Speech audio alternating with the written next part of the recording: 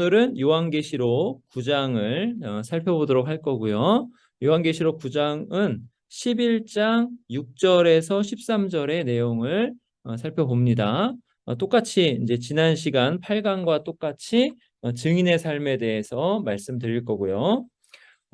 두 증인의 구약 배경이 무엇인가를 이제 아실 수 있고, 그리고 그들이 증언을 마칠 때가 언제인가, 요 구절을 좀 아시게 됩니다. 그리고 무저갱으로부터 올라오는 그 짐승, 이 짐승의 의미가 무엇인가를 아시고, 그 다음에 큰 성이 어디인가에 대해서 조금 더 깊은 이해를 하실 수 있을 겁니다. 자, 그러면은 6절을 이제 바로 보겠습니다. 6절에 보시면은 그들이 권능을 가지고 하늘을 닫아 그 예언을 하는 날 동안 비가 오지 못하게 하고, 또 권능을 가지고 물을 피로 변하게 하고 아무 때든지 원하는 대로 여러 가지 재앙으로 땅을 치리로다. 이렇게 말씀하죠. 여기 권능을 가지고 또 권능을 가지고 이렇게 두 번이 나와요. 이게 예언자적 권세를 말씀하는 거예요. 그리고 이 권세를 가지고 하는 일들을 보니까, 이 일은 하늘을 닫아 그 예언을 하는 날 동안 비가 오지 못하게 한다. 이 일은 엘리야를 생각나게 하고요. 그리고 물을 피로 변하게 한다. 이 일은 모세를 생각나게 하죠. 자, 이런 것을 이 본문을 보시면서, 아, 요거는 엘리야가 생각이 나네. 아, 요거는 모세가 생각이 나네. 이제 이렇게 생각하실 수 있다는 거죠. 이렇게 생각을 하면서, 그러면 두 증인은 엘리야와 모세인가 했을 때, 지난 시간에 말씀드렸듯이 두 증인은 교회 공동체다.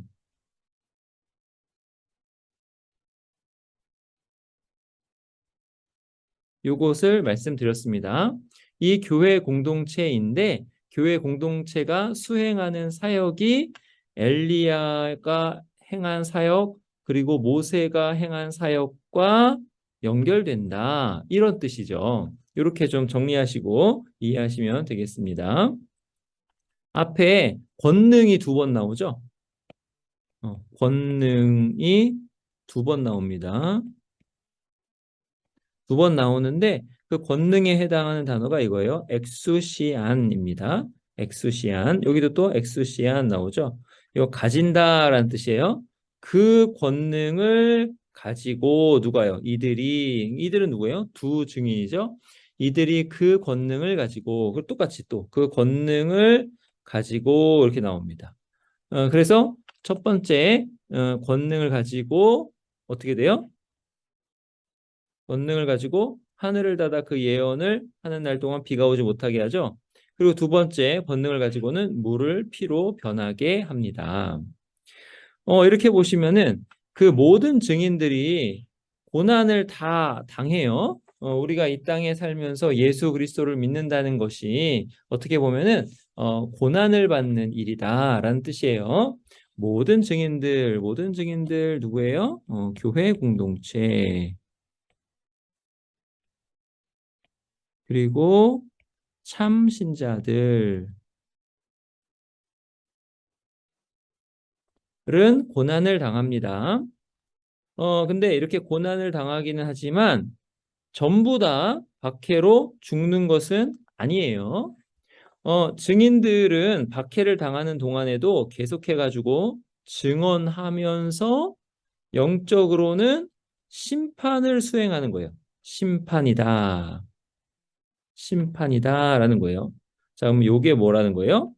하늘을 닫아 그 예언을 하는 날 동안 비가 오지 못하게 하는 것, 요것도 심판이고, 물을 피로 변하게 하는 것, 요것도 심판이고, 그 다음에 아무 때든지 원하는 대로 여러 가지 재앙으로, 대표적으로는 두 재앙이 나왔지만, 대표적으로는 첫 번째 재앙, 두 번째 재앙, 두 재앙이 나왔지만, 여러 가지 재앙으로 땅을 치는데, 이것이 뭐다? 이것이 바로 심판이다. 이런 뜻입니다. 그러니까 교회 공동체가 박해를 당하는데 박해를 당하면서도 뭐 하는 거예요? 심판을 수행하는 거예요. 이것을 잘 아시기 바랍니다. 그리고 두 증인에게는 이 심판을 집행하는 뭐가 있어요? 예언자로서의 권세가 있다. 권세가 있다. 권세를 가지고. 그러니까 참 신기하죠. 박해를 받는데 박해를 받는데 권세가 없어서 받는 게 아니란 뜻이에요. 박해를 받는데 권세를 여전히 가지고 있어요. 근데 그 권세는 또 무슨 권세예요? 심판하는 권세다라는 거예요. 그런데 이 권세는 모세와 엘리야가 수행한 이 예언자적 권세와 비슷하다라는 거죠. 자, 모세와 엘리야를 좀 그럼 봐야 되겠죠? 모세와 엘리야. 이 모세와 엘리야에 누가 담겨 있는 거예요? 여기에 교회 공동체, 교회 증인 공동체. 교회 증인 공동체가 모세와 엘리야로 이렇게 표현돼서 나오는 거예요. 두 증인이 올 것이라는 요한의 예언은 예언자 모세와 엘리야가 역사의 끝 이전에 다시 와서 역사가 끝날 때 그 바로 직전에 다시 와가지고 이스라엘을 회복하고 불경건한 자들을 심판할 거라. 이러한 구약과 유대교의 대망이 성취될 것임을 말한다는 거죠. 구약에도 이것을 말씀하고 유대교도 구약을 보고 그런 대망을 가지고 있거든요. 그러한 그 바람을 가지고 있는데 그 바람이 그 대망이 성취될 거다. 이것을 이야기한다는 거죠. 그러니까 이것을 요한이 가져와 가지고 교회 공동체가 그 일을 수행한다라고 쓰는 거예요. 그럼 볼까요? 신명기에 보면은 이거는 이제 유대 공동체도 이 말씀을 보면서 모세를 대망하는데요. 신명기 18장 15절에 보면은 내 하나님 여호와께서 너희 가운데 내 형제 중에서 너를 위하여 나와 같은 선지자 하나를 일으키시리니 나와 같은 선지자 너희는 그의 말을 들을지니라 그의 말 이렇게 되잖아요. 그러니까 여기서 나와 같은 선지자에게 지금 누가 하는 말이냐면 모세가 하는 말이거든요. 그러면 모세와 같은 선지자가 올 것이다라고 이제 이야기하는 거예요. 자, 그다음에 말라기에 보면은 말라기 4장은 구약 맨 끝에 있거든요. 구약 맨 끝에. 네, 구약 맨 끝에 있고 이제 400년 동안 그 계시가 없었어요. 그러니까 구약 맨 끝에 말라기. 그리고 400년 동안 계시가 없었다. 이런 배경을 생각하시면서 구약 맨 끝에 뭐라고 말씀하는가 보세요. 너희는 내가 호렙에서 온 이스라엘을 위하여 내 종 모세에게 명령한 법 곧 율례와 법도를 기억하라. 여기 모세 나오죠. 자, 모세를 무엇과 연결시켜요? 율법과 연결시키죠. 율법과 이렇게 모세를 연결시키고 말라기 4장 구약 맨 끝에 누가 등장한다? 모세가 등장한다라는 거죠. 모세만이 아니라 자, 5절에 보시면 보라 여호와의 크고 두려운 날이 이르기 전에 여호와의 크고 두려운 날 언제예요? 이거는 마지막 때 종말이죠. 근데 이 종말이 그냥 어떤 시점의 종말이기도 하지만은 또 무슨 종말이기도 하냐면은 예수 그리스도의 초림부터 이렇게 해서 예수 그리스도의 재림 요 기간을 또 종말이라고 한단 말이죠. 그러니까 지금 내가 선지자 엘리야를 너희에게 보내리니라고 하면서 엘리야를 보낸다라고 했을 때 여기부터가 종말이니까 요 초림 때 예수님께서 오실기 바로 전에 누가 있었어요? 세례 요한이 있었죠.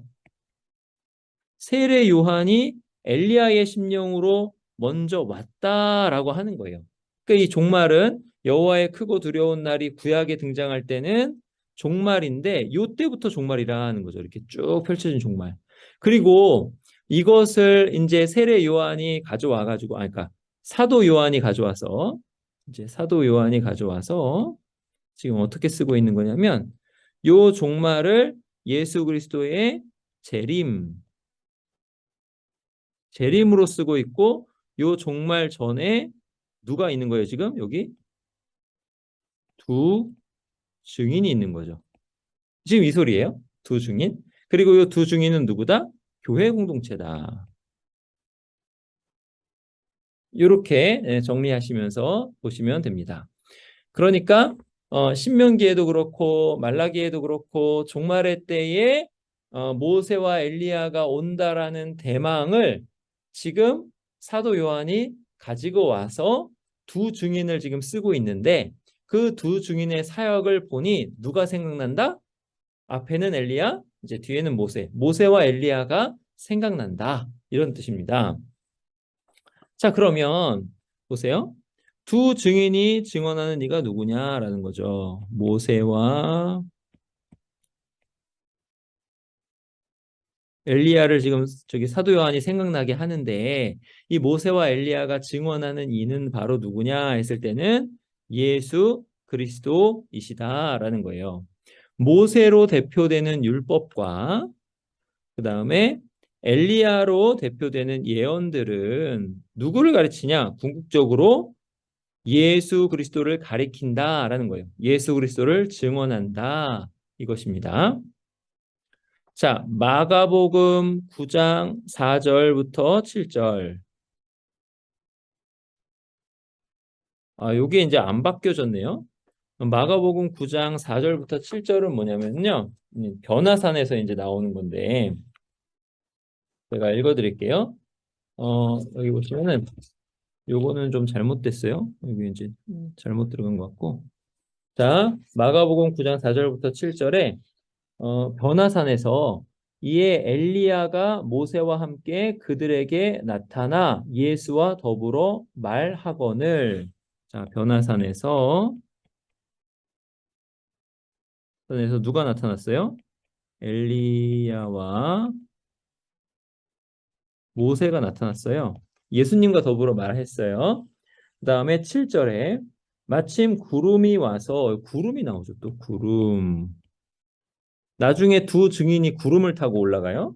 구름이 와서 그들을 덮으며 구름 속에서 소리가 나되 이는 내 사랑하는 아들이니 너희는 그의 말을 들으라 하는지라. 이는 내 사랑하는 아들이니 이렇게 하면서 엘리야와 모세가 등장하고 예수 그리스도가 누구다? 예수 그리스도가 하나님의 아들이다. 이렇게 말씀한다는 거죠. 하나님의 사랑하는 아들이다. 그러면 엘리야와 모세가 구약에서 누구를 증언하고 있는가 했을 때는 바로 예수 그리스도를 증언하고 있다라는 거죠. 자, 그리고 이제 모세가 율법을 이렇게 대표한다라고 했는데 구약에서 율법이 비유적으로 어떻게 나오냐면 빛으로 나와요. 그러니까 율법은 빛이다. 율법은 등불이다. 이렇게 나온다는 거죠. 이렇게 비유적으로 율법은 빛 또는 등불로 묘사되는 거예요. 그러니까 빛 또는 등불이라는 말로 율법이 어떠한 역할을 하는지를 가르쳐 주는 거죠. 그러니까 이 증인들을 앞에서 요한계시록 11장 앞쪽에서 촛대다라고 하잖아요. 두 촛대. 그러니까는 그것도 적절하다는 거죠. 그리고 숫자 2도 율법과 연결이 되는데 미드라시는 뭐냐면요. 요거는 유대 유대교 유대교 성경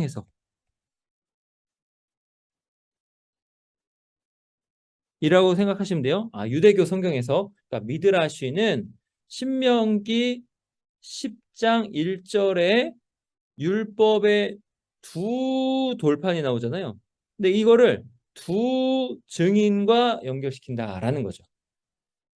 이렇게 볼 때 두 증인이 이것은 율법을 나타내는 거구나 이렇게 되고, 근데 그 율법은 비추는 역할을 하는구나 이렇게 되고, 그리고 빛을 비추는데 어떤 빛을 비추느냐 했을 때는 예수 그리스도를 비추는구나, 예수 그리스도를 알게 하는구나, 예수 그리스도를 증언하는구나 이렇게 아시면 됩니다. 자, 여기 보세요. 여기 신명기 10장 1절에 두 돌판을 다듬어 가지고 산에 올라, 요 구절을 두 증인과 연결시킨다는 거예요. 모세와 엘리야, 그리고 미드라시는 두 증인을 모세와 엘리야라고 하는 거예요. 이들의 심판자 역할을 강조하는 거죠. 심판자 역할. 그러니까 엘리야도 심판했고 모세도 심판했는데, 무슨 심판을 했느냐 했을 때는 엘리야가 이스라엘에 비를 내리지 않게 했다라는 거죠. 내 말이 없으면 우로가 있지 않겠다라고 아합 왕 앞에서 선포를 했잖아요. 근데 그 전에 뭘 했어요? 엘리야가 그 전에 비가 오지 않기를 간절히 구했죠. 그랬더니 이제 뒤에 나오지만은 3년 6개월 동안 비가 안 왔다라는 거죠. 그럼 엘리야가 비가 오지 않기를 왜 기도했을까요? 엘리야가 비가 오지 않기를 기도한 이유는 뭐냐면 당시에 바알 종교 때문이죠. 바알 종교는 뭐예요? 비를 바알이 내린다. 바알이 폭풍의 신이니까 폭풍의 신인 바알이 비를 내린다. 이게 바알 종교예요. 그럼 이 바알 종교가 얼마나 무섭냐면은 육체의 쾌락을 추구하면서 바알의 신전에서 음란한 짓을 하면은 비가 내린다. 그러니까 육체의 쾌락도 이렇게 얻으면서 비도 내려가지고 풍요로움도 얻는, 그게 바알 종교거든요. 그러니까 얼마나 그 편리한 종교예요. 그러니까 이 바알 종교가 아합의 아내 이세벨, 그러니까 아합과 이세벨 때문에 쫙 이스라엘에 퍼졌었거든요. 그러니까 이게 이제 아주 위태한 상황이었어요. 이때에 비가 오지 않게 해버리는 거죠. 그러고 나서 어떻게 해요? 바알 종교의 바알 종교를 이제 그 이끄는 제사장들을 다 죽이잖아요. 여기 다 죽인 다음에 그때야 비가 오는 거잖아요. 그러니까 비가 내리지 않는 건 뭐예요? 바알 종교를 믿는 자들에 대한 심판이죠. 우상 숭배자들에 대한 심판이죠. 그리고 요 부분, 모세가 물을 피로 바꾼 것, 이건 뭐냐면 애굽에 애굽에서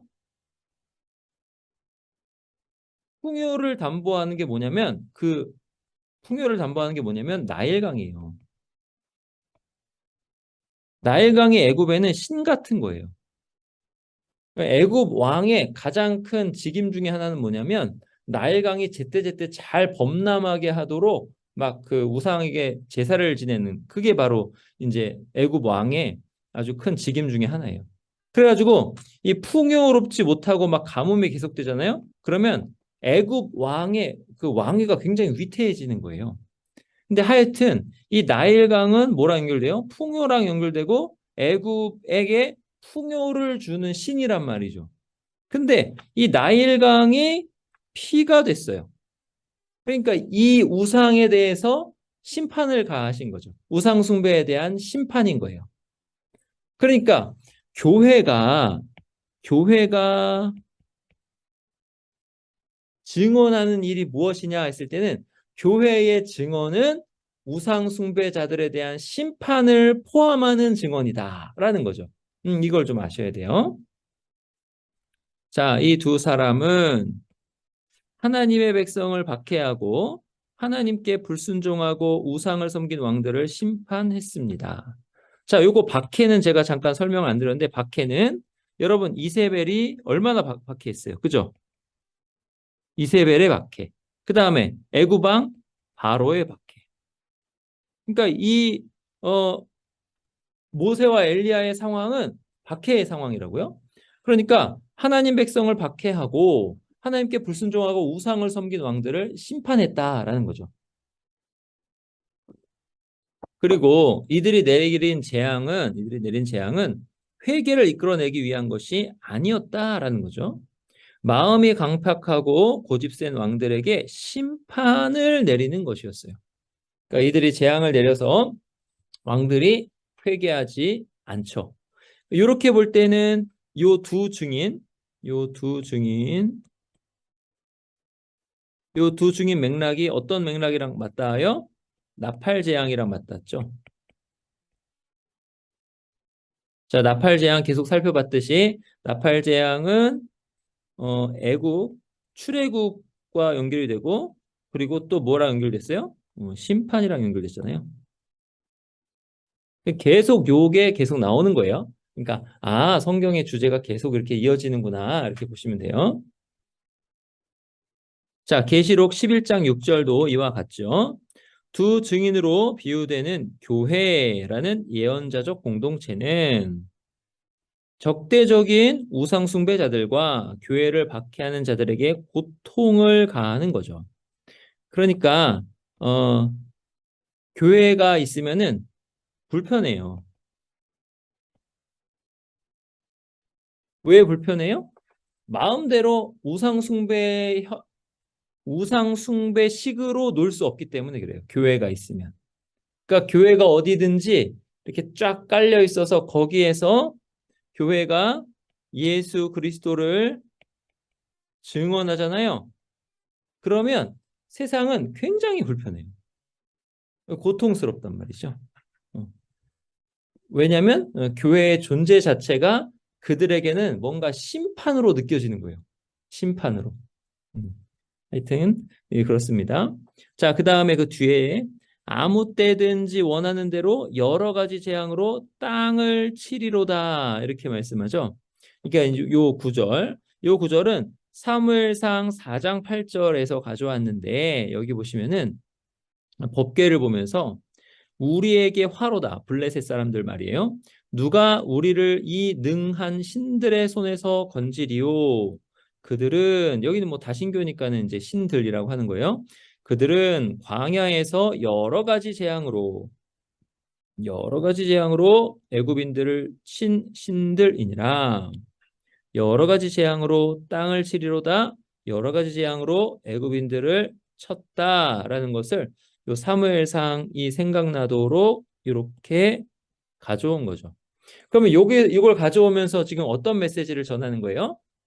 사무엘상에서 법궤가 들어왔을 때에 이 블레셋 사람들이 느꼈던 불편함, 또 두려움. 어떤 두려움이에요? 심판에 대한 두려움. 자, 요것을 상기시키는 거죠. 그러니까 교회의 존재 자체가 불신자들에게 불편함과 두려움을 준다는 거죠. 심판을 생각나게 하는 거죠. 자, 그다음에 베드로와 바울도 두 증인의 후보입니다. 베드로와 바울. 그러니까 이제 이게 두 증인이 교회 공동체라고 그랬어요. 자, 교회 공동체인데 두 증인이 자꾸 생각나게 하는 사람들을 지금 이야기하는 거예요. 베드로와 바울도 두 증인의 모델인데 베드로는 유대인들에게 증언했죠. 바울은 이방인들에게 증언했습니다. 누구를 증언했어요? 예수 그리스도를 증언했죠. 그 예수 그리스도를 증언해서 어떻게 됐어요? 로마에서 둘 다 죽임을 당했습니다. 베드로도 로마에서 바울도 로마에서 죽었어요. 그러니까 이 모습은 예수님께서 증언하시다가 예루살렘에서 십자가에 달려 죽으신 것과 같다라는 거죠. 그러니까는 로마가 당시에는 어디다? 로마가 당시에는 큰 성이다. 바벨론 같은 곳이다. 같은 곳이다. 바벨론 같은 곳이다. 이렇게 이제 나오는 거죠. 예수 그리스도를 증언하다가 예수 그리스도의 십자가의 길을 따라서 죽는 교회 공동체다. 베드로와 바울이 또한 두 증인을 생각나게 두 증인을 생각하면은 베드로와 바울이 생각난다. 이런 뜻이에요. 자, 3년 반. 이제 3년 반을 한번 살펴볼게요. 두 증인이 활동한 3년 반. 11장 3절에서는요. 1260일이라고 그래요. 한 달을 30이라고 그럴 때, 한 달을 30이라고 그럴 때 3년 하면은 어떻게 되죠? 그러니까 30일이라고 그럴 때 3년 하면은 36을 곱하죠. 하여튼 제가 이거 되게 쉽게 해가지고 했었는데 갑자기 강의하는 중에 뭔가 하려니까 생각이 안 나요. 근데 하여튼 1260일이면은 30 곱하기 36 더하기 6 이렇게 될 거예요 아마. 42 42 그러면은 맞죠? 이거 이제 1260일. 네. 산수를 하도 안 해가지고. 네. 근데 하여튼 11장 3절에서는 1260일이고 두 중인은 이제 3년 반 동안 활동했다 이렇게 돼요. 은 예수님의 공생애의 3년 반과 연관이 돼요. 예수님의 공생애의 3년 반과 연관이 돼요. 그리고 동시에 엘리야의 심판 사역과도 연결이 되는 거죠. 자, 엘리야가 심판할 때 어떻게 돼요? 북이스라엘이 바알 숭배로 넘어갈 위기 상황. 그때에 엘리야는 비가 오지 않기를 간절하게 기도했단 말이죠. 이게 야고보서에 나와요. 그때에 어떻게 됐냐 했을 때는 그 기도에 하나님께서 응답하셔가지고 3년 6개월 동안 비가 안 왔어요. 3년 6개월 동안. 여기도 3년 6개월. 여기도 3년 6개월. 1260일 이렇게 되는 거죠. 그리고 바알과 아세라 선지자들이 다 죽고 난 후에야 비가 내렸습니다. 그러니까 엘리야의 심판 사역, 예수님의 공생의 사역 3년 반, 두 증인이 활동한 3년 반. 이걸 보면서 지금 사도 요한이 두 증인의 증언 사역이 어떠한 것이냐를 우리에게 알려주는 거죠. 자, 예수님의 공생의 3년 반은 이게 어떻게 되냐면요. 자, 예수님의 공생의 3년 반은 처음에가 이렇게 6개월이에요. 6개월이고 이게 6월절. 그 다음에 또 6월절. 그 다음에 또 6월절. 또 6월절. 여기서 요때 6월절에 예수님께서 십자가에 달려 죽으시죠. 그러니까 요게 1년, 2년, 3년, 여기 반. 여기가 반. 이렇게 해서 3년 반이세요, 예수님은요. 자, 그리고 또 보세요.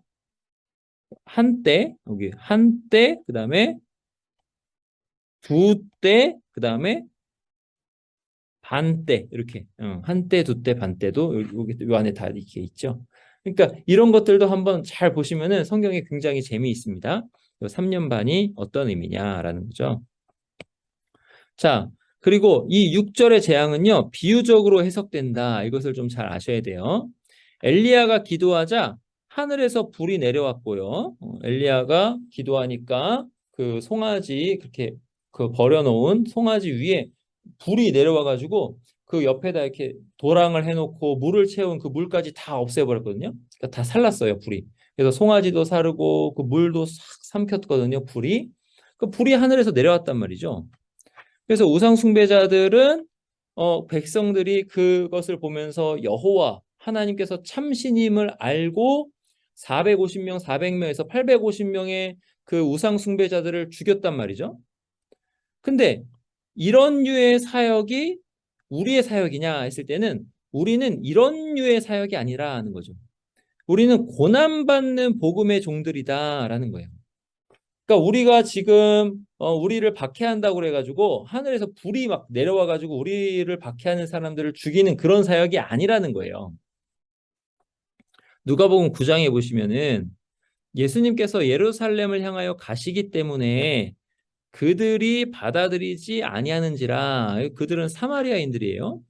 그 54절에 제자 야고보와 요한이 이를 보고 이르되 주여 하면서 뭐래요? 우리가 불을 명하여 하늘로부터 내려 저들을 멸하라 하기를 원하시나이까? 이렇게 이제 말하죠. 이게 뭐예요? 우리가 심판 사역을 하기를 원하시나이까? 하니까 예수님께서 꾸짖으셔요. 아니다라고 이제 꾸짖으시는 거예요. 자, 그러시고 근데 이제 9장이죠. 누가복음 9장. 근데 누가복음 10장에 가 보면은 예수님께서 뭘 시키시냐면 증언 사역을 시키세요. 예수님께서 증언 사역을 시키시는 거예요. 70인을 둘씩 짝지어 가지고 이렇게 보내셔요. 증언 사역을 시키실 때 뭐라 하시냐면 내가 너희를 보냄이 어린 양을 이리 가운데로 보냄과 같도다 말씀하시는 거죠. 뭘 말씀하시는 거예요? 박해를 염두에 두고 말씀하시는 거죠. 그러니까 증언 사역은 박해를 받는 사역이다라는 거죠. 불을 내려가지고 저들을 멸망시키는 그런 사역이 아니라 이 땅에서의 증언 사역은 오히려 증인들이 박해를 받는 사역이다.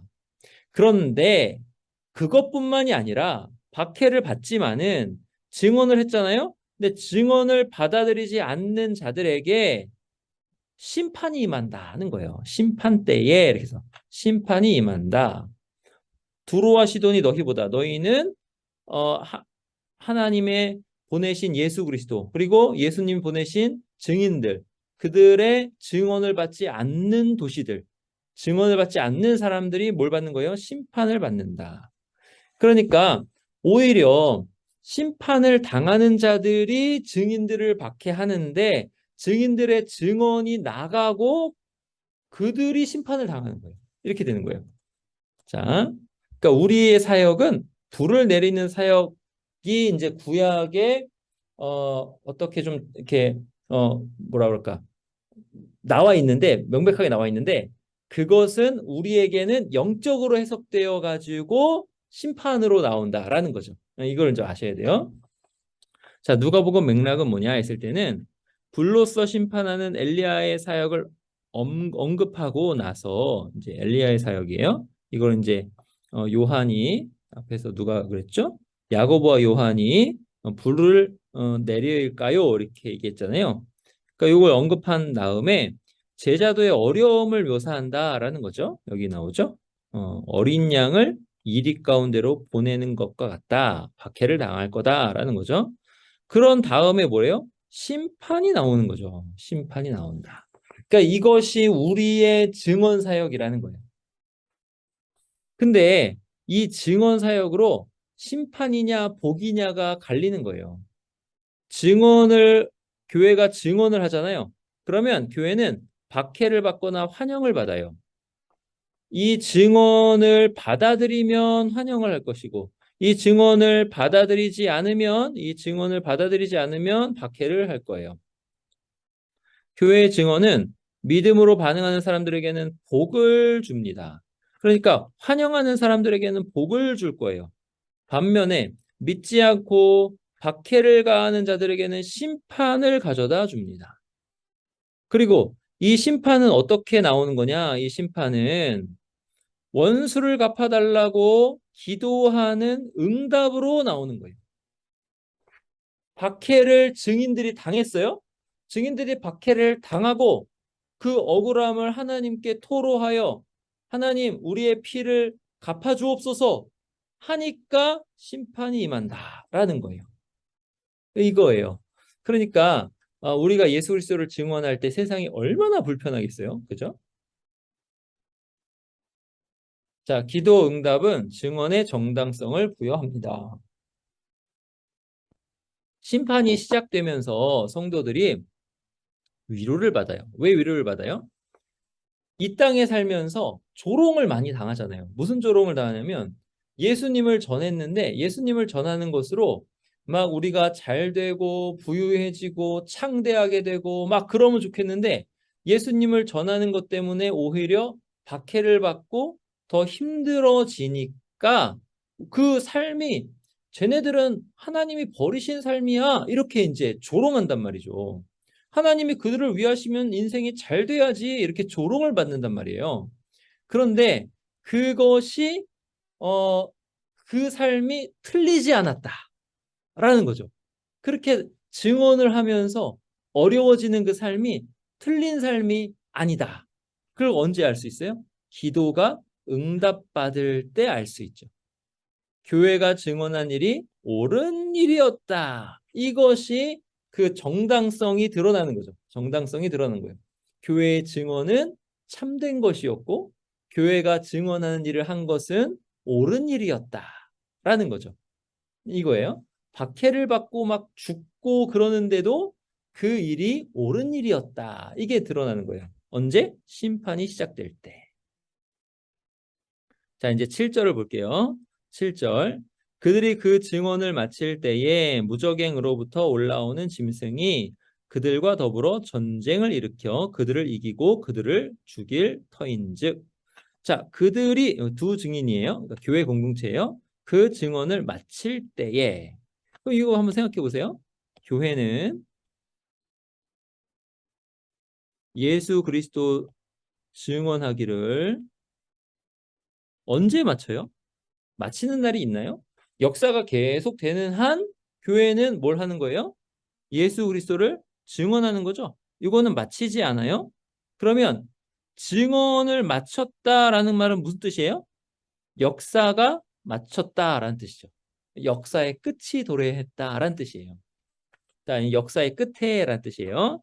역사의 끝에 무적행으로부터 올라오는 짐승이 나오고 또 짐승이 전쟁을 일으키고 그리고 짐승이 어떻게요?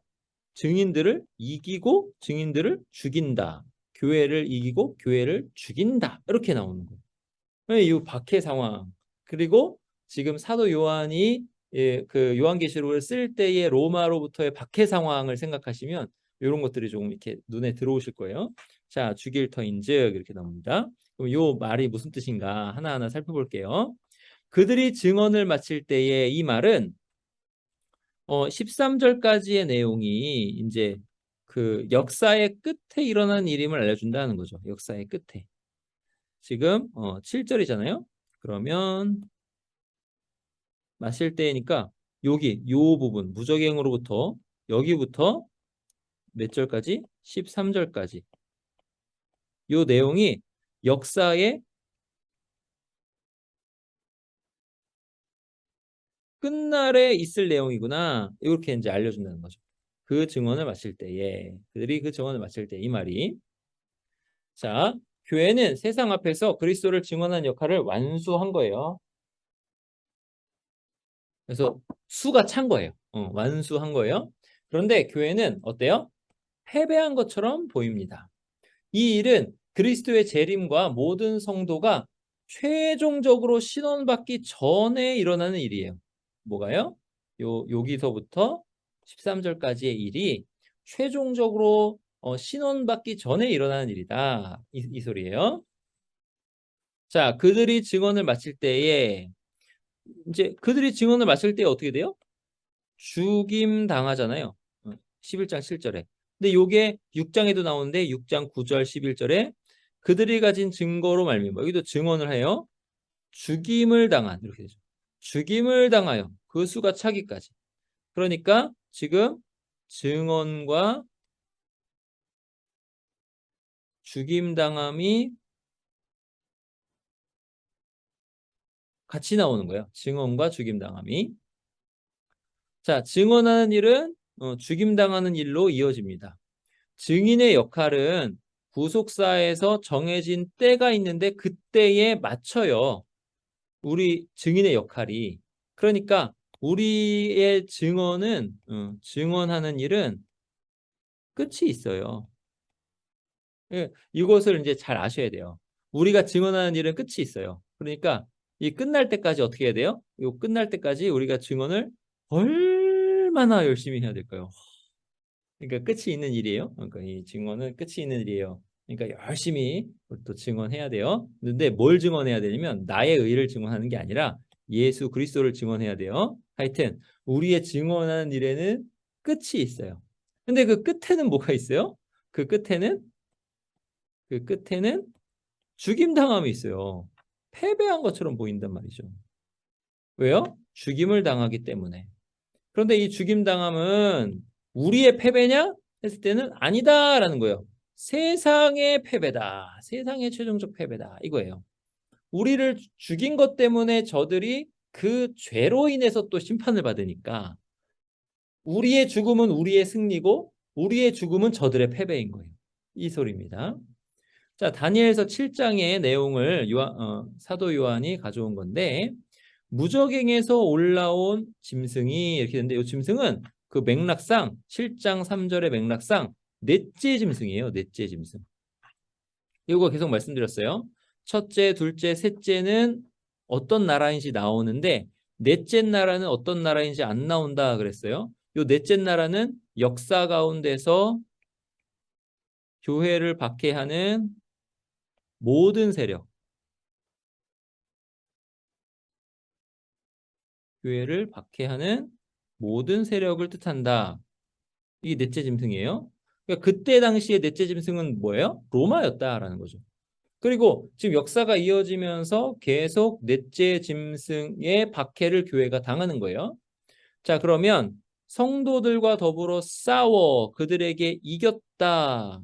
이렇게 다니엘서에서 나온다라는 거죠. 넷째 짐승이. 그 후에 이제 7장 21절까지 이렇게 됐는데 그 뒤에 어떻게 되냐? 이 박해자들은 심판을 받아요. 그리고 성도들은 세상 나라를 상속받을 거라고 다니엘서 7장 22절부터 27절에 나온다라는 거죠. 그러니까 이 다니엘서 7장의 내용을 요한이 가지고 와가지고 이것이 역사 끝에 일어나는 일이다라고 설명을 하는 거예요. 자, 역사의 끝에 요한은 이 다니엘서 예언이 역사의 끝에 세상의 교회를 박해함으로 성취되리라고 보았다라는 거죠. 자, 11장 7절 여기 보시면은 무저갱으로부터 올라오는 그 짐승 이렇게 되거든요. 여기 우리말 번역에는 빠져 있는데 여기에 정관사가 들어가 있어요. 그 짐승. 그러니까 이 그 짐승을 이게 정관사를 함께 보면서 그 짐승? 그럼 누구지? 했을 때 다니엘서 7장에 나오는 그 짐승이구나. 그 압제자구나. 다니엘이 예언한 그 압제자구나라고 이제 알아볼 수 있다는 거죠. 그리고 이 짐승은 또 계시록 12장, 13장, 17장에 계속 나오는 거예요. 근데 이 계시록 12장, 13장, 17장에도 다 다니엘서 7장의 짐승을 암시하고 있다라는 거예요. 그러니까 계시록은 다니엘서와 굉장히 긴밀하게 연결이 되어 있어요.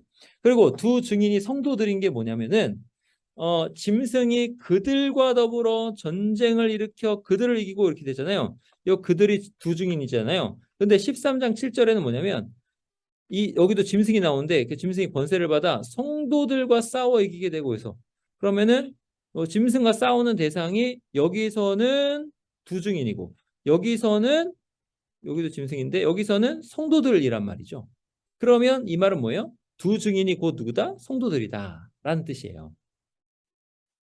그러면 짐승의 특징이 뭐냐 했을 때는 짐승은 무저갱으로부터 올라오는 짐승입니다. 이거 이제 분사의 명사적 용법이라고 하는데요. 자, 보세요. 이게 세리온 이렇게 돼요. 정관사부터 가지고 토세리온 이게 짐승이에요. 그 짐승, 그 짐승. 근데 여기도 또 정관사가 붙었잖아요. 근데 그 짐승인데 어떤 짐승이냐 했을 때는 올라오는 짐승이다. 올라오는 짐승이다. 이런 뜻이에요. 올라오는 짐승이다. 그러니까 어떤 특징을 묘사하는 거예요. 특징을 묘사. 어떤 특징이냐? 올라오는 특징이다. 근데 어디서부터 올라와요? 에크는 어디서부터라는 거고 무저갱으로부터. 무저갱 말씀드렸죠? 이게 뭐냐면 바닥이란 뜻이에요. 바닥. 그리고 요 알파, 요 아가 없다. 바닥이 없다. 바닥이 없는 그 구덩이, 그러니까 무저갱이에요. 그러니까 무저갱으로부터 올라오는 그 짐승. 그러니까 이 짐승의 특징은 뭐예요? 항상 무저갱으로부터 올라오는 특징을 가지고 있다라는 거죠. 그러니까 이 짐승의 영이 역사 내내 교회를 박해하는 사람들 배후에 서 있다라는 거예요. 죽음의 세력을 가지고 올라와 가지고 교회의 증인들을 죽음으로 괴롭히고 죽게 하는 특징을 가지고 있는 거예요. 이게 이 짐승의 영이. 자, 요한일서 보시면은 아이들아 지금은 마지막 때라. 자, 이 마지막 때 말씀드렸죠? 예수 그리스도의 초림으로부터 시작해 가지고 재림. 이 기간이 다 종말의 때다 그랬어요. 마지막 때다 그랬어요. 그러니까 사도 요한이 요한일서를 기록하는 요 때도 마지막 때인 거예요. 적그리스도가 오리라 한 말을 너희가 들은 것 같이 지금도 많은 적그리스도가 일어났으니 그러므로 우리가 마지막 때인 줄 아노라 이렇게 되는 거잖아요. 그러니까 이때부터 계속 무적행으로부터 올라오는 이런 짐승의 영의 그런 일들이 있었다라는 거죠. 초대교회 때부터. 그 다음에 4장 3절에 요한의 4장 3절에 예수를 시인하지 아니하는 영마다 하나님께 속한 것이 아니니 그러면 무적행에 속한 거예요. 이것이 곧 적그리스도의 영이니라 오리라 한 말을 너희가 들었거니와 지금 벌써 세상에 있느니라. 그러면 무적행으로부터 올라오는 짐승의 영적인 해석은 뭐냐면은 그가 죽음의 세력으로 와서 예수 그리스도를 적대한다는 거죠. 적그리스도. 예수 그리스도를 적대하는데 예수 그리스도를 적대하면서 어떤 것으로 적대하냐면 이단 사상으로 적대하고 타협하라고 적대하고 이런 식으로 적대한다라는 거죠. 적그리스도의 영이다 이런 거예요. 자, 그런데 이 무적행에서 올라온다 이것을 또 이제 다르게 볼 수 있는데 영적으로 이제 앞에서 본 거고 이 무적행으로부터 올라온다가 언제 예수 그리스도의 재림 이전에 무적행으로부터 올라온 일이 있다라는 거죠. 그래서 역사의 끝에 가서 마침내 교회를 이기려고 공공연하게 자기 모습을 드러내는 일이 있다라는 거예요. 이게 역사의 끝에도 있을 것이다. 이것입니다. 그러니까 이거는 이제 우리가 이제 계시록을 보면서 어떻게 해석을 해야 되냐면 무시간적으로도 해석을 하고 또 비유적으로도 해석을 해요. 근데 이것을 또 뭘로 어떻게도 해석을 하냐면 진짜 마지막, 진짜 종말, 그 재림 이때에도 이런 일이 있을 것이다라고도 해석을 하는 거예요. 그러니까 이 요한계시록이 상징적으로도 해석이 되고 어떤 사건으로도 해석이 되는 그런 측면 우리가 좀 잘 이제 캐치를 하시고 이해를 하셔야 돼요. 그러니까 역사의 끝에 가서 교회를 이기려고 공공연하게 자기 모습을 드러내는 일이 종말의 때도 있을 건데 잘 생각해 보시면 이 일이 언제도 있어요? 지금도 있어요. 지금도 있잖아요. 지금도 어디서 있어요? 지금도. 지금도 교회를 대놓고 핍박하고 박해하는 어떤 정부나 그런 것 안에서 이런 모습들이 있단 말이죠. 그러니까 이것을 보시면서 우리가 이해를 다각적으로 하셔야 돼요. 그리고 무적행으로부터 올라온다 해서 교회 시대 끝에 실제로 땅의 모습을 드러낸다도 우리가 또 생각을 하셔야 되는 거예요. 그러니까 이걸 생각하니까 바울이 데살로니가 후서 데살로니가 후서 2장 3절에서 뭐라 그랬어요? 바울이 데살로니가서 2장 3절에서 뭐라 했냐면 누가 어떻게 하여도 너희가 미혹되지 말라. 먼저 배교하는 일이 있고 저 불법의 사람 곧 멸망의 아들들이 나타나기 전에는 그날이 이르지 아니하리니 이렇게 말씀한다는 거죠. 그러니까 예수님이 이미 왔다 막 그렇게 이야기하는 그런 이단 사설에 대해서 구분해라라고 하면서 이런 일이 먼저 있어야 된다라고 말씀하는 거죠. 그러니까 이런 이 공견하게 자기 모습을 드러내 가지고 교회를 박해하는 이런 일이 역사 가운데 있지만은 그런데 교회 시대 끝에 실제로 땅에 그런 모습을 드러낼 거다라고 하는 거예요. 좀 복잡하지만은 잘 구분해서 생각하세요. 자, 무적행에서 올라온다. 여기 보세요. 이게 이제 보시면은 무적행으로부터 올라온다는 이 말은 역사의 끝에 짐승이 교회를 맹공격한다라는 것을 계시록 전체적으로 뜻한다라는 거예요. 그래서 11장 7절 무적행으로부터 올라오는 짐승, 17장 8절 짐승은 장차 무적행으로부터 올라와 멸망으로 들어갈 자니 올라와 멸망으로 들어가죠. 20장 7절 천년이 참에 사탄이 그 옥에서 놓여. 그러니까 이 계시록의 이 말씀이 누구에게 위로가 되냐면 박해받는 자들에게 위로가 돼요. 박해받는 사람들에게 어떻게 위로가 될까요? 지금 그들이 당하는 이 심각한 박해는 어떻대요? 무적행으로부터 올라왔는데 곧 멸망으로 들어간다. 곧 끝난다라고 하는 그런 위로가 되는 거예요. 그리고 끝난다뿐만 아니라 하나님께서 신원해 주신다라고 위로가 되는 거예요. 그러니까 예수 그리스도를 박해하고 교회를 박해하는 그러한 정부마다 요한계시록을 막 금지를 시켜버렸어요. 왜냐하면 성도들의 힘이 더 세지는 거예요. 위로를 받고 박해에 더 나아가니까 성도들의 힘이 세지는 거죠. 요한계시록을 읽으면서 복이 있다 이렇게 되는 거예요. 근데 하여튼 이러한 일들은 언제 있다? 역사의 끝에 있을 것이다. 그러니까 또 우리에게 뭐가 위로가 돼요? 박해가 심각하게 일어나는 어느 날 그때는 끝이 다가온 날. 그러니까 박해는 끝이 없는 게 아니라는 거죠.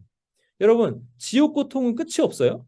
근데 세상에 예수 그리스도를 증언하는 교회를 박해하는 그 박해는 금방 끝난다. 금방 끝난다. 이런 위로예요. 자, 그리스도에 의해서 멸망당합니다. 그때 그러니까 짐승이 무적행에서 올라와서 교회를 끝장내려고 하는 그때에 주님이 재림하시거든요. 이게 요한계시록 후반부에 나오면은 막 전쟁을 막 하면서 막 위태할 때 그리스도께서 재림하세요. 그 장면이 나와요. 그러니까 그렇게 그리스도께서 그 절정에 재림하시는 거예요. 그래서 그리스도에 의해서 이 짐승은 멸망당한다라는 거예요. 이게 끝에 대해서 지금 이야기하는 겁니다. 자, 전쟁을 일으켜라는 말이 또 나오잖아요. 전쟁을 일으켜. 이 전쟁을 일으켜는 16장에도 17장에도 자 보세요. 여기 전쟁을 위하여. 그다음에 여기 싸우려니와 이렇게 되죠. 자, 그다음에 전쟁을 일으키다가 그런데 이 전쟁을 일으켜라는 말은 최종 패배를 가리키는 말이 바로 등장해요. 이 전쟁을 일으키라는 말 다음에. 그러니까 전쟁을 일으켜 해가지고 우리가 박해를 당하는 것 같은데 바로바로 뭐가 등장하는 거냐면 짐승은 패배한다. 이게 등장하는 거죠. 얼마나 위로가 돼요. 나오죠. 짐승이 잡히고 그 앞에서 표적을 행하던 거짓 선지자도 함께 잡혔으니 바로 패배한다라는 거예요. 자, 8절. 그들의 시체가 큰 성 길에 있으리니 그 성은 여기 보시면 큰 성 나오고 그 성은 영적으로 하면 소돔이라고도 하고 애굽이라고도 하니 곧 그들의 주께서 십자가에 못 박히신 곳이라. 그들의 주는 예수 그리스도죠. 그들은 두 증인이고 우리 교회 공동체고 예수님께서 십자가에 못 박히신 그곳에 시체가 있다라고 하니까는 예수님께서 따라가시는 그 길을 두 증인 교회 공동체도 따라간다 이런 뜻이죠. 증인들의 시체가 큰 성 길에 있다라는 묘사는 더 이상 증언할 수 없을 정도로 멸절당했다라는 뜻이 아닙니다. 이거 아니에요. 이건 뭐냐면 교회가 완전히 패배한 것처럼 보일 정도로 작고 보잘것없게 되었다라는 뜻이에요. 교회가 치욕적인 대우를 받게 된다라는 뜻입니다. 그러니까 요새 상황도 조금 이런 상황이 있는 것 같아요. 하여튼 교회가 자꾸 보잘것없게 되고 치욕적인 대우를 받게 된다 이런 뜻이라는 거죠. 무덤에 장사되지 못하고 시체가 길에 벌어졌다는 것은 굉장히 치욕적인 일인데 그러한 치욕을 교회가 받는다 이것입니다. 그러니까 요새를 보면 요새 교회 현실 요새 교회 현실을 보면 교회가 이걸 잘 구분하셔야 돼요. 교회가 예수 그리스도를 증언함으로 박해를 당하고 있느냐? 아니면 교회가 이익 집단처럼 행동을 해가지고 세상의 질타를 받고 하여튼 그 수치를 당하고 있느냐? 요거는 잘 구분하셔야 돼요. 그러니까 이렇게 얘기한다고 그래가지고 지금 교회는 무조건 옳고, 교회 출신 정치인은 무조건 옳고, 이건 아니에요. 이걸 잘 구분하셔야 돼요. 교회가 예수 그리스도를 막 열심히 증언하면서 애써서 예수 그리스도의 삶을 따라가고 십자가를 지고 희생하고 예수님을 증언하면서 그런 박해를 당하고 있느냐? 아니면 교회가 어떤 정치 집단이나 이익 집단의 행사를 하면서 반대편이나 또는 세상의 상식적인 사람들로부터 여러 가지 질타를 받고 있느냐? 이거는 잘 구분하셔야 됩니다. 근데 하여튼 마지막 때는 어떤 일이 있냐? 마지막 때는 교회가 완전히 패배한 것처럼 보이는 일이 있고, 작고 보잘것없게 되는 일이 있고, 치욕적인 대우를 받게 되는 일이 있다라는 거예요. 요거는 잘 구분하셔요. 무슨 항상 그 피해자적 의식만을 가지고 사시면 안 됩니다. 잘 구분하셔가지고 분별력이 있으셔야 돼요. 성경 공부를 하는 이유잖아요, 그게. 자, 그렇게 돼가지고 교회는 지하로 쫓겨나는 그런 일이 있습니다. 그런 일이 발생합니다. 그래서 이런 식으로 묘사되는 때에는 교회는 공적으로 영향력을 미치지 못하는 거예요. 교회가 어떤 발언을 하는 것이 공적 영향력이 없어지는 것이고, 그리고 박해는 더 혹독해지게 되고, 그리고 남은 자만 남게 된다라는 거예요. 그렇게 교회는 지하로 쫓겨난다라는 거예요. 그러니까 이런 일들도 제가 앞에서 말씀드렸듯이 이런 일들이 지금 역사 진행 가운데 일어나는 일이고, 이런 일들이 역사 진행 가운데 일어나는 일이고, 마지막 때에도 현저하게 일어난다라는 거죠. 근데 마지막 때는 어떻게 일어나냐면 모든 사람이 다 알 수 있을 정도로 그런 식으로 이제 교회를 그런 식으로 더 박해한다라는 거예요. 그리고 비록 얼마 남지 않은 성도들이지만 이들은 계속 남아 있을 것입니다. 그러니까 교회는 계속 있을 거예요. 역사 끝때까지. 하나님께서 그 시기를 어때요? 감하여 주셨기 때문입니다. 이게 중요합니다. 하나님께서 그 시기를 감하여 주셨다. 교회가 박해당하는 그 시기를 줄여 주셨다. 이게 중요해요. 그래서 남아 있을 수 있는 거예요. 교회의 박해가 아주 심각하면은 남아있을 사람이 없는 거예요. 근데 하나님께서 그 시기를 감화해 주셨어요. 그래서 남아있는다. 이게 이제 그 마태복음 같은 그 복음서에서도 이렇게 쭉 나오는 말씀이잖아요. 그러면 큰 성은 뭐냐 했을 때 큰 성은 바벨론을 지칭합니다. 이 바벨론은 역사 가운데 하나님 대적하는 세력이에요. 그러니까 역사 가운데라는 말은 뭐냐면 창세기 처음에도 바벨론이 나와요. 그때부터 맨 마지막 요한계시록 끝에도 바벨론이 나오거든요. 그러니까 창세기부터 계시록까지 여기도 바벨론이 나오고 여기도 바벨론이 나온단 말이죠. 그러면 이 바벨론은 하나님을 대적하는 그런 어떤 대명사로 뜻하는 거예요. 근데 그 큰 성이 바로 바벨론을 뜻한다라는 거예요. 14장 8절에 또 다른 천사 곧 둘째가 그 뒤를 따라 말하되 무너졌다 큰 성 바벨론이요 이렇게 돼요. 큰 성 바벨론. 그리고 16장 19절에 만국의 성들도 무너지니 큰 성 바벨론이 진노의 포도주를 받는다. 이렇게 나오잖아요. 그러니까 큰 성은 바벨론을 뜻한다. 바벨론은 뭐다? 하나님을 대적하는 그런 세력을 뜻하다. 하나님을 대적하는 세력의 대명사가 바벨론이다. 이런 뜻이에요. 바벨론은 하나님을 대적하는 세력을 뜻합니다. 불경건한 세상은 총체적으로 뭐라고요? 큰 성이다. 이렇게 큰 성이다. 그러니까 큰 성 했을 때 창세기로부터 가인이 세운 어떤 도시 뭐 이런 거예요. 큰 성이라고 불려요. 하나님 백성은 그곳에서 이 큰 성에서 이교적 국가 종교와 타협하라는 유혹을 받는 거예요. 그러니까 이 큰 성에 뭐가 있어요? 이 큰 성에 어떤 무역, 장사예요, 장사. 장사를 하니까 뭐가 있어요? 부가 여기 축적이 되는 거죠. 부가 축적이 되는데 이 무역과 장사를 근본적으로 어떻게 하냐면 우상 숭배, 우상에게 재물을 드리면서 무역 장사를 하거든요. 그러니까 이 큰 성을 보면서 타협의 유혹이 대단한 거죠. 타협의 유혹. 우상 숭배를 해야 무역이나 장사를 할 수 있고 재물을 축적할 수 있고 그렇게 부해질 수 있으니까 유혹이에요. 그러니까 이 큰 성에서 하나님 백성은 국가 종교, 우상 숭배하라는 이 국가 종교와 타협하라는 유혹을 계속 받는 거죠. 근데 그것에 대해서 타협하지 않으니까 어떻게 돼요? 박해가 가해지는 거죠. 그런 세력, 이런 세력이 바로 뭐예요? 바벨론이다. 이거예요. 자, 그러면 요거를 한번 좀 더 어려운 생각을 해볼까요? 어려운 생각? 좀 더 어려운 생각? 어떤 어려운 생각이에요? 교회 안에, 교회 안에 바벨론은 혹시 없을까? 한번 생각해 보세요. 이거는 숙제예요. 교회 안에 바벨론은 없을까?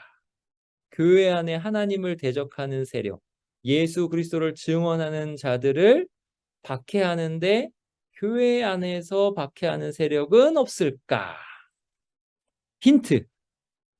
힌트는 뭐냐면 종교개혁 때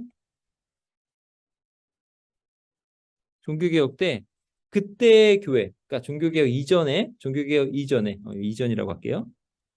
종교개혁 이전의 교회는 뭐예요? 로마 카톨릭이에요. 그때의 수장은 교황이죠. 그때는 교회 안에 교황이라는 하나님을 아주 현저히 대적하는 세력이 있었다라는 거예요. 그러니까 이런 것들을 보시면은 이 요한계시록이 얼마나 이게 다각적으로 생각해야 되는 문제인가라는 것을 좀 아셔야 돼요. 네, 하여튼 그렇습니다. 그러니까 여기서도 이제 교회 안에 왜 교회 안에를 왜 교회 안에를 말씀드리냐면 지금 교회 안에 부와 명예와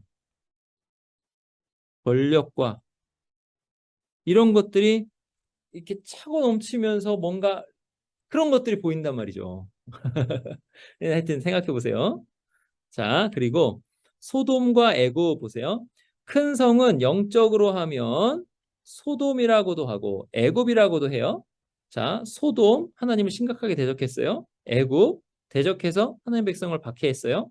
이 바벨론은 소돔과 애굽에 비교되는 거예요. 소돔은 사악하여 멸망받은 성읍이고 애굽은 성도들을 박해하는 나라잖아요. 자, 애굽 어때요? 애굽 유다 자손에게 포악을 행하여 무죄한 피를 그 땅에서 흘린 자들 애굽. 자, 그다음에 근데 이 큰 성을 뭐라 그러냐면 이 큰 성을 곧 그들의 주께서 십자가에 못 박히신 곳이라 이렇게 나오는 말이에요. 그러니까 이게 무서운 거예요. 뭐가 무서워요? 큰 성이 지금 로마, 지금의 박해자 로마인데 명명백백해요. 근데 소돔이에요? 애굽이에요? 근데 소돔과 애굽을 교회에서는 막 적대하고 막 그러잖아요. 근데 이게 돌고 돌아서 어디로 와요? 예루살렘으로 온단 말이에요. 예수님을 누가 십자가에 못 박았어요? 하나님 백성이 못 박았죠. 유대인들이 못 박았죠. 예루살렘에서 예루살렘은 어디예요? 하나님의 성읍이잖아요. 여기서 예수님께서 십자가에 못 박히시고 죽으셨어요. 그죠? 그러니까 제가 아까 뭐라 그랬어요? 교회 안에 혹시 이렇게 되는 거예요. 그들은 믿지 않는 이스라엘을 뜻해요.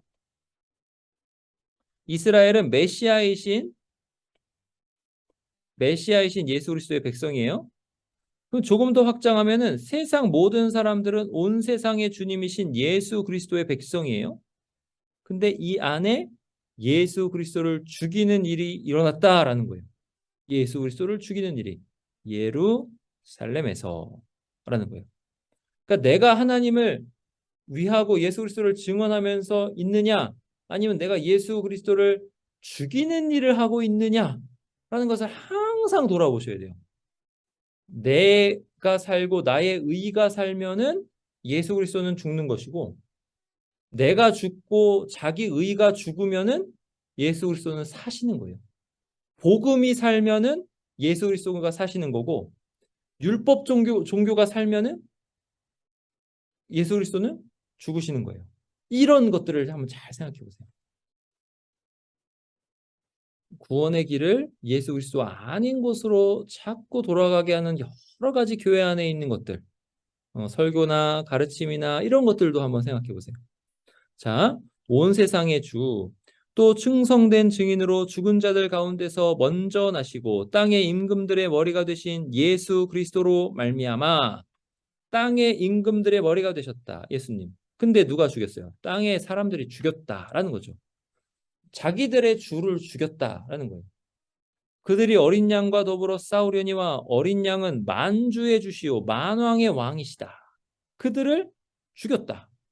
자, 그러니까 그들이 자기들의 주를 죽였다 이거예요. 자, 그 옷과 다리에 이름 쓴 것이 있으니 만왕의 왕이요 만주의 주라 하였더라 이거예요.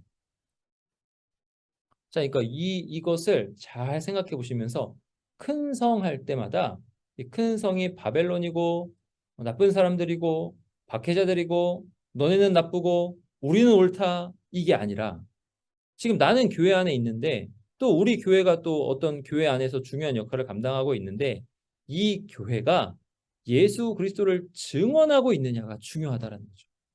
이 교회에서 나오는 어떤 가르침과 이 교회에서 나오는 어떤 정책과 이 교회에서 행하는 모든 일들이 예수 그리스도를 나타내고 있느냐, 아니면 율법 종교나 다른 여러 가지 것들로 교회가 많이 이렇게 물들어 있어서 오히려 그 안에 참된 주 예수 그리스도의 백성이 박해받고 있느냐, 이런 것들도 아주 생각해 볼 거리가 많다라는 거예요. 타협한 자들이 타협한 자들이 이들이 주류가 되면 진짜 참 성도들이 박해를 받습니다. 교회를 보면서 한탄스럽고 힘들고 억울하고 이런 일들이 있다는 거죠. 그러니까 이런 것을 생각하시면서 지금 나오는 사회 현상 중에 하나가 뭐예요? 가, 나, 안 성도가 많다. 이거 뭐예요? 가나안 성도. 안 나가. 나 교회 안 나가. 왜 교회를 안 나가겠어요? 교회 나가서 힘드니까. 저쪽 교회에 무너지는 그런 일들. 그죠? 그 특정 교회를 말씀드리지 않겠어요? 그 교회가 무너질 때 얼마나 많은 사람들이 실족하고 넘어지고 힘들고 지금까지 교회를 안 나가고 이렇게 상처받고 있는가라는 거죠. 이런 것들을 한번 생각해 보시라는 거예요. 자, 9절입니다. 9절. 백성들과 족속과 방언과 나라 중에서 사람들이 그 시체를 사흘 반 동안을 보며 무덤에 장사하지 못하게 하리로다. 자, 백성들, 족속, 방언, 나라 중. 이 말도 아주 의미심장해요. 이 말도 의미심장합니다. 자, 이것도 좀 살펴볼게요. 자, 백성들, 족속, 방언, 나라 중 이게 큰 성을 의미하는 거예요. 근데 이 큰 성을 10절에서는 땅에 사는 자들을 큰 성이라고 의미하는 거죠. 근데 이 큰 성이 이렇게 그림을 그려야 되는데 이렇게 너무 커요. 이렇게 커가지고 뭐 디즈니 성처럼 이렇게 뭐 하여튼 이쪽 첨탑도 이렇게 있고 하여튼 이렇게 건물도 이렇게 막 이렇게 건물이 막 있어요. 하여튼 이렇게 건물이 막 이렇게 있는 아주 큰 성이에요. 이런 큰 성이니까 여기 사람들이 이렇게 와글와글와글 이렇게 모여 있어요. 이런 모습이냐? 이렇게 생각할 수 있죠. 큰 성은 이런 모습이냐? 라고 했을 때 이런 모습이 아니다라는 거예요. 아니다. 백성들, 족속들, 방언, 나라, 중에 스며들어 있어요. 스며들어 있다. 이거 의미심장하죠. 땅에 사는 자들. 자, 백성들, 족속, 방언, 나라 중에서 이들은 두 예언자의 시체를 보면서도 장사 지내기를 허락하지 않을 정도로 교회에 대해서 적대적입니다. 그런데 어떻게 돼 있어요? 교회 안에 스며들어 있을 수도 있습니다. 백성들과 족속과 방언과 나라 중에서라는 표현은 이런 적대자들이 세계 도처에 살고 있습니다. 이것을 보여주는 거예요. 큰 성에 모여 사는 게 아니라 문자적으로 쫙 스며들어 있는. 참고로 하면은 이 동일 문구가 온 세상에 있는 구원받은 자들을 지칭하는 거예요. 자, 구원받은 자들이 교회에 모입니다. 근데 교회에 모이는데 이 구원받은 자들도 어떻게 돼요? 각 족속, 방언, 백성, 나라 가운데에서 구원받은 자들도 스며들어 있는 거예요. 그죠? 자, 7장 9절에 각 나라, 족속, 백성, 방언에서가 믿는 자들도 스며들어 있고 이렇게 되는 거예요. 그러니까 이게 눈에 보이는 교회 이렇게 해서 눈에 보이는 뭐 세상 뭐 이런 게 아니라 양쪽 다 스며들어 있어서 스며들어 있는 중에 무슨 전쟁이냐면 증언 전쟁을 하는 거예요. 무슨 증언 전쟁이요? 한쪽은 예수 그리스도를 증언하는 거죠. 말과 행실과 가르침과 삶으로 예수 그리스도를 증언하는 거예요. 사는 데는 똑같아요. 있는 데는 똑같아요. 혹시 교회 안에도 그런 게 있을 수 있어요. 네, 그거를 말씀드리는 거예요. 자, 그리고 사흘 반 동안 이거 사흘 반이라는 말은 아주 우리에게 위로가 되는데 예수님의 사역 기간, 엘리야의 증언 기간, 증언하는 기간 또 42달 이게 다 3년 반이잖아요. 근데 3년 반 동안 증언을 하는 거예요. 증언. 1260일도 그렇고. 근데 패배한 것처럼 보이는 기간은 사흘 반인 거죠. 요거는 7일의 반이죠. 자, 요거는 뭐예요? 요거는 7년의 반이잖아요. 그러니까 증언 기간은 이렇게 길고 패배한 것처럼 보이는 기간은 짧다. 이 말은 뭐예요? 스틸을 당하고 어렵고 박해를 당하는 그 기간은 짧다. 금방 우리의 대적은 멸망당한다. 이거예요. 적그리스도의 승리 기간은 짧다라는 것입니다. 시편 79편에 보면은 보세요. 여기 이방 나라들 주의 성전을 더럽히고 예루살렘의 돌무더기가 되게 하고 이렇게 돼요. 주의 종들의 시체를 공중의 새에게 밥으로 주의 성도들의 육체를 땅의 짐승에게 주며 이렇게 하면서 앞에 그러니까 요한이 그렇게 묘사한 것이 어디서 가져와서 묘사한 거냐? 시편 79편을 가져와서 묘사한 거다. 아, 이렇게 교회가 수치를 당하는구나. 자, 그다음에 그들을 매장할 자가 없었나이다. 이런 식으로. 그리고 우리는 우리 이웃에게 비방거리가 되며 우리를 에워싼 자에게 조소와 조롱거리가 되었나이다. 이렇게 되는 거죠. 그러니까 누가 이런 조소와 조롱을 당해요? 증언하는 사람들. 예수 그리스도의 증인이 이런 조소와 조롱거리를 당한다라는 거죠. 근데 이 기간이 짧다. 그리고 이 79편은 뭐예요? 79편은 바벨론이 예루살렘에 행한 일인데 이게 곧 세상이 그리스도와 교회에 행한 일의 예표다라는 거죠. 자, 이 바벨론은 뭐예요? 바벨론 하나님을 대적하는 자들. 예루살렘은 뭐예요? 하나님의 성읍 또는 백성들. 이렇게 되죠? 자, 그러면 요것을 조금 더 깊게 생각하면은 이 하나님을 대적하는 자들도 스며들어 있고 하나님의 성읍, 하나님의 백성들도 스며들어 있는 거예요. 그 전쟁입니다. 자, 그 다음에 10절.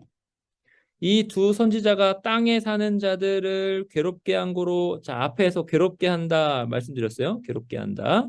땅에 사는 자들이 그들의 죽음을 즐거워하고 기뻐하며 서로 예물을 보내리라.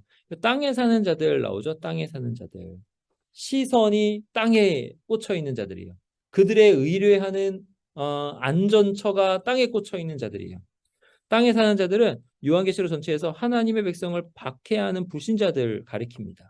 이들은 하나님을 의지하지 않고 땅의 우상을 의지합니다. 여기서 우상은 뭐예요? 여기서 우상은 하나님 아닌 다른 것인데 어떤 것이냐면 좋은 것을 바라는 것. 하나님 아닌 다른 것인데 내가 좋은 것을 바라는 하나님 아닌 다른 것이 우상이에요. 그러니까 우상이라고 뭔가 이렇게 형상을 세워놓고 하는 게 아니라 내가 돈으로부터 뭔가 좋은 것을 자꾸 바라면은 돈이 우상인 거예요. 그러니까 내가 뭔가 명예로부터 좋은 것을 바라거나 권력으로부터 좋은 것을 바라거나 아니면 어떠한 사람을 의지해 가지고 사람으로부터 좋은 것을 바라거나 아니면 나의 어떤 도덕적인 뭐 정결함, 뭐 순결함 이런 것으로 내가 좋은 것을 바라거나 나의 고매한 인격으로 좋은 것을 바라거나 이 도덕적 순결, 고매한 인격 다 좋은 거예요. 나쁜 게 아니에요. 근데 하나님 아닌 다른 것인데 거기에서 뭔가 좋은 것을 바라는 그게 다 우상이에요. 다 우상이에요, 그게. 그러니까 하나님 아닌 다른 것을 하나님의 견주어서 올려버려 가지고 거기에서 좋은 것을 바란다? 다 우상입니다. 그 우상을 타파하는 거는 오직 예수 그리스도만을 의지하는 믿음이에요, 믿음. 그러니까 우리는 누구에게로부터만 좋은 것을 바라냐면 하나님으로부터만 예수 그리스도로부터만 좋은 것을 바라는 사람들이에요. 그러니까 땅에 사는 자들 이 말도 깊이 깊이 생각하셔야 돼요. 그럼 하나님을 의지하지 않고 땅의 우상을 의지한다는 말도 그런 말이에요. 이러므로 그들은 땅에 사는 자들입니다. 두 증인의 증언은 땅을 파괴하는 거예요. 그러니까 여러분 생각해 보세요. 뭔가 이렇게 땅을 파괴했을 때 아주 가까운 예로 어떤 도덕적으로 고매한 어떤 것이 있어요. 사람들이 다 존경해요. 근데 사람들이 다 존경하는 도덕적으로 고매한 것이 있는데 도덕적으로 고매한 것으로 내가 거기서 좋은 것을 자꾸 취하는 거예요. 그것을 누군가 비판해. 그거 아니다. 이렇게 그걸 파괴하는 거예요. 파괴. 도덕적으로 고매한 걸 파괴하는 게 아니라 도덕적으로 고매한 것으로 하나님 삼는 거를 파괴하는 거예요. 그러니까 욕을 먹는 거죠. 그러니까 이런 심판에서는 땅에 사는 자들을 괴롭게 하는 거죠. 우리가 막 돈 같은 것만 또는 명예, 권력 이런 것만을 자꾸 이제 생각하는데 그게 아니라 우리가 그냥 딱 보기에 옳다라고 여겨지는 그것도 우상이 될 수 있는 거예요. 그것도 예수 그리스도를 증언하면 파괴하는 거예요. 심판하는 거예요. 내가 죽어야 되는 거예요. 이게 땅에 사는 자들을 괴롭게 하는 겁니다. 돈, 명예, 권력 파괴는 말할 것도 없고 뭔지 아시겠죠? 자, 땅에 사는 자들이 궁극적으로 안전이라고 여기는 것들을 파괴하는 거예요. 세상은 영원히 지속되지 않습니다. 인간의 도덕은 영원히 지속되지 않는 거예요. 두 증인의 죽음은 이런 파괴 예언이 성취되지 못하는 것처럼 보이는 일이에요. 그러니까는 그거 아니다라고 했는데 두 증인이 죽었어요. 그러니까 교회가 죽었어요. 그러니까 그 땅에 사는 자들이 기뻐하죠. 기뻐해요. 근데 무슨 일이 일어나 보세요. 11절 12절에 3일 반 후에 하나님께로부터 생기가 그들 속에 들어가매 살아나요. 그들이 발로 일어서니 구경하는 자들이 크게 두려워하더라. 죽어서 기뻐했는데 살아난다. 그들이 틀린 줄 알았는데 그들이 맞았다라는 거예요. 두 증인이 맞았다. 교회가 맞았다라는 거예요. 하늘로부터 큰 음성이 있어 이리로 올라오라 함을 그들이 듣고 구름을 타고 구름 아까 하나님의 인준 하나님께서 너희라 옳다라고 하는 것 구름을 타고 하늘로 올라가니 하나님이 계신 대로 가는 거예요. 그들의 원수들도 구경하더라. 믿는 자들이 그런 거예요. 자, 역전의 하나님. 하나님은 역전의 하나님이세요. 하나님은 원수들 앞에서 증인들을 다시 살리셔요. 이 장면은 에스겔 37장에서 가져온 장면입니다. 에스겔 37장. 주 여호와께서 이 뼈들에게 이같이 말씀하시기를 내가 생기를 너희에게 들어가게 하리니 너희가 살아나리라. 이거예요. 마른 뼈, 아주 말라 비틀어진 뼈거든요. 말라 비틀어진 뼈가 남은 시체와도 같은 이스라엘 나라가 포로 중에 그랬단 말이에요. 그게 비유적으로 그렇게 환상으로 나온 거예요. 그들이 다시 가나안 땅으로 돌아가는 일이 어떤 일이냐? 하나님의 땅으로 돌아가는 일인데 해골이 소생하는 일과 같은 일이다. 부활하는 거다. 새 생명을 얻은 거다. 성령께서 거기 들어가셔서 새 생명을 얻은 거다. 이방인들은 하나님이 그들을 버리셨다고 생각했는데 버리지 않으셨다라는 거예요. 그러니까 두 증인 교회가 죽었어요. 죽었는데 완전히 그러니까 막 약해져 가지고 지하에다 숨어 들어가고 증언의 효력도 없는 것처럼 보이고 세상에는 아예 그게 없는 것처럼 보일 정도로 거의 죽었단 말이에요. 죽었는데 알고 보니까 버리시거나 죽은 것이 아니라는 거예요.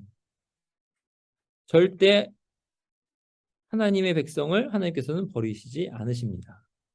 마른 뼈가 살아난단 말이죠. 에스겔 37장에서 마른 뼈가 살아나고 성령께서 그들 안에 들어가셔요.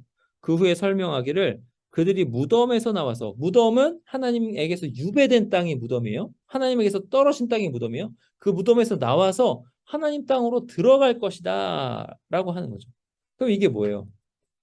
37장에 나와요. 보세요. 너희 무덤을 열고, 바벨론에서 나온다는 말이에요. 너희로 거기에서 나오게 한즉 너희는 내가 여호와인 줄 알리라. 내가 또 내 영을 너희 속에 두어, 성령께서 우리 속에 오셔서 너희가 살아나게 하고, 거듭남과도 연결이 돼요. 살아나게 하고 내가 또 너희를 너희 고국 땅에 두리니, 하나님 땅에 두리니 나 여호와가 이 일을 말하고 이룬 줄을 너희가 알리라. 여호와의 말씀이니라. 이 말씀대로 교회가 살아난다라는 뜻이에요. 11장 12절에서 하늘로 올라가는 것으로 표현하는데 이게 살아나는 건데, 하늘은 어디냐면 하나님의 궁극적인 거처예요. 하나님께서 계시는 하늘 성전이에요. 그러니까 교회는 결국 하나님과 함께 거하게 된다는 거죠. 교회는 이 땅에 있지만 그들의 소속은 하늘인데, 하늘에서 하나님께 예배를 드리면서 이 땅에서는, 이 땅의 측면은 박해를 당하는데, 이 땅의 측면이 박해를 받아서 죽은 것처럼 보일지라도 살아나서 하늘로 올라간다 이거예요. 하늘로 올라가는 것은 4장 1절에서 2절에서 요한에게 예언자적 사명을 받는 장면에서 나옵니다. 요한이겠네요. 요한이 예언자적 사명을 받는 장면에도 하늘로 올라가는 것이 나옵니다. 이것은 에스겔서에도 반복적으로 나오는 거죠. 에스겔은 예언자로서 하늘로 올라가는 거예요. 그러니까 죽은 것 같은 그때에 하늘로 올라가서 하나님께서 어떠한 일을 하시는지를 보고, 천상회의를 보고 예언자적 직분을 수행합니다. 구름을 타고라는 말은 뭐냐면 증인들이 구름 속으로 받아들여진다라는 말이에요. 대제사장은요, 대속죄일에 이게 향이 히브리어로, 이게 이제 히브리어 아난인데 이게 구름이라는 뜻이거든요.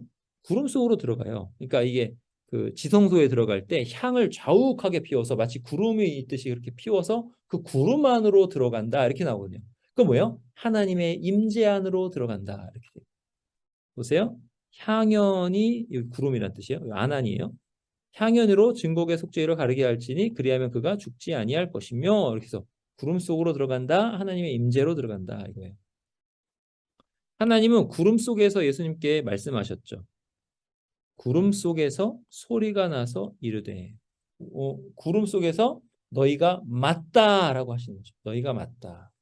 그리고 박해자들은 크게 두려워해요. 전세가 급격하게 역전되는 것을 보고 두려워합니다. 자, 이 두려움은 무슨 두려움이냐면, 자, 무서워하여, 계시록 18장에 무서워하여, 그 다음에 여기서도 무서워하여 이렇게 나오죠. 저 애굽도 그들을 두려워한다 이렇게 나와요. 자, 이 두려움은 어떤 두려움이냐면 하나님께서 교회를 신원하시는 것을 보는 두려움이에요. 그러면 그 두려움은 뭐예요? 심판에 대한 두려움이죠. 앞에서 계속 말씀드렸듯이. 자, 이제 17절, 아니 13절. 그때 큰 지진이 나서 성 10분의 1이 무너지고 지진에 죽은 사람이 7천이라. 그 남은 자들이 두려워하여 영광을 하나님께 돌리더라. 여기서 이건 좀 어려워요. 두려워하여 영광을 하늘의 하나님께 돌리더라. 이게 회개냐 아니면 어쩔 수 없이 영광을 돌리는 거냐 했을 때 결론은 뭐냐면 어쩔 수 없이 영광을 돌리는 거다 이거예요. 자, 에스겔 여기 보세요. 이거 넘어갈게요. 아, 아. 지금 여기 보시면은 이게 심판이거든요.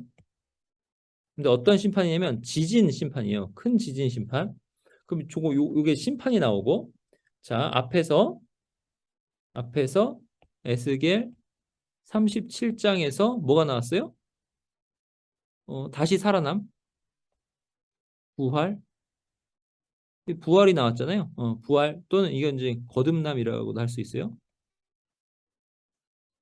이 거듭남을 첫째 부활이라 그다음에 그 둘째 부활이라 이렇게 또 계시록에 나오는데 하여튼 요 거듭남이라고 할 수 있고 부활이라고도 할 수 있는 다시 살아남. 그래서 하나님의 전으로 받아 올려짐 이게 에스겔 37장에 나와요. 그 다음에 지금 요 지진 등장하잖아요. 13절에. 근데 에스겔 38장에 뭐가 나오냐면 지진이 나온다는 거죠.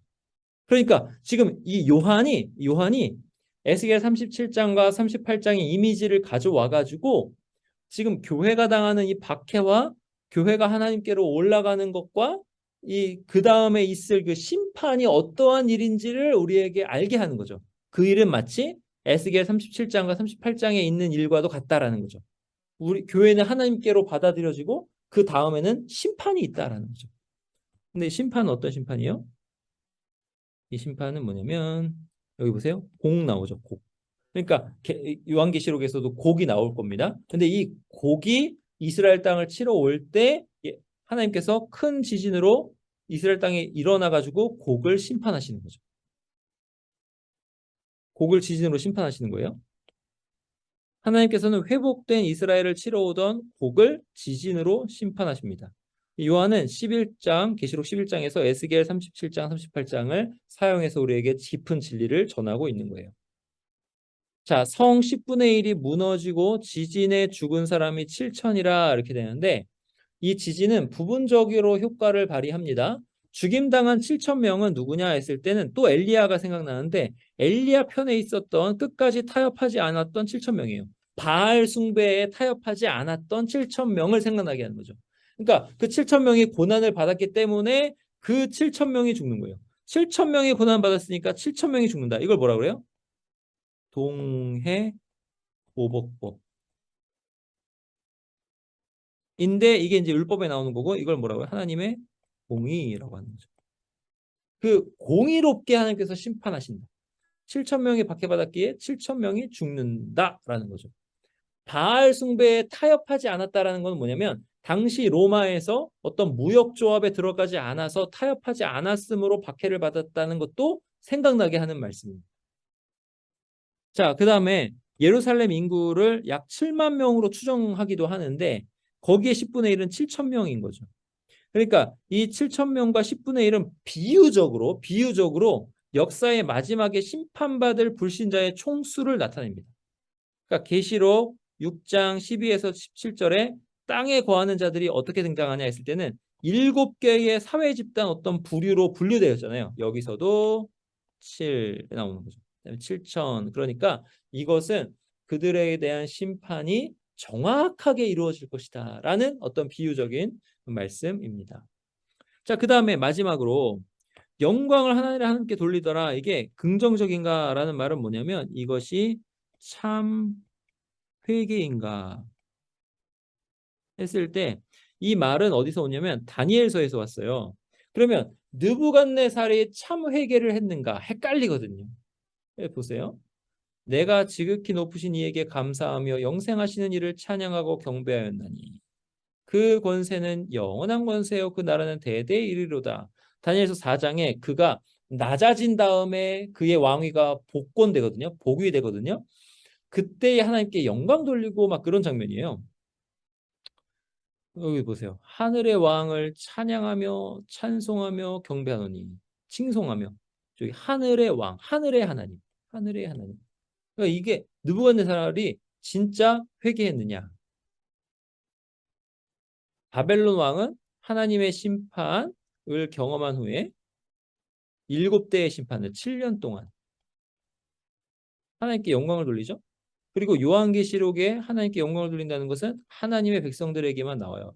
12회. 그러니까 이게 참 회개냐, 긍정적이냐 했을 때는 아니다, 아닐 것이다 라는 거예요. 아마 부정적일 거예요. 무슨 소리냐면 어쩔 수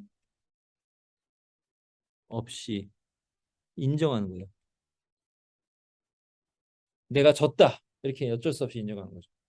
자, 느부갓네살이 4장에서 보인 반응이 진정한 회심을 표현한 것인가?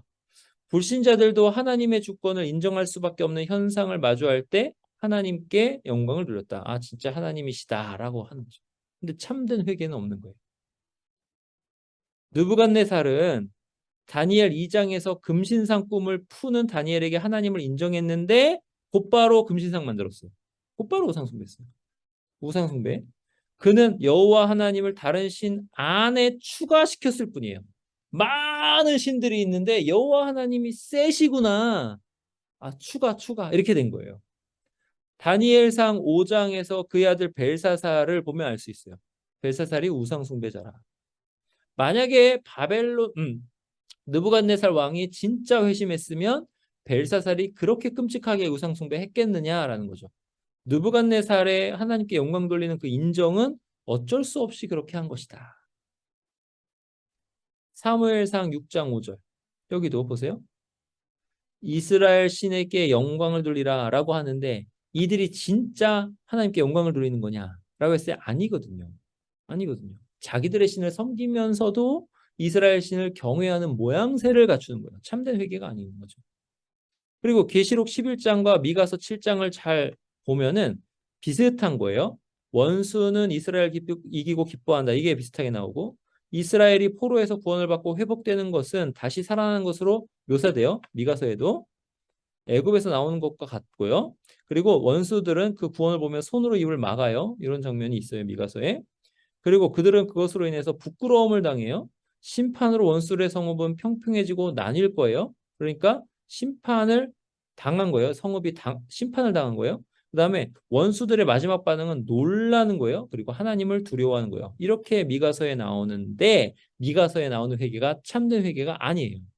그래서 미가서 7장이 계시록 본문의 배경이라면 원수들의 두려움은 참 회개가 아니다라는 거예요. 나타난 하나님의 영광에 대한 마지못한 인정이다라는 거죠. 그러니까 이런 거예요. 그래서 인정을 하면서도 회개하지 않는 그런 완악함이 더 드러나는 거죠. 자, 그래서 지금 몇 절까지 했냐면 11장 6절부터 이렇게 쭉 살펴봤습니다. 몇 절까지 했죠? 6절부터 13절까지 했습니다. 6절부터 13절. 자, 오늘 여기까지 하고 마치도록 하겠습니다.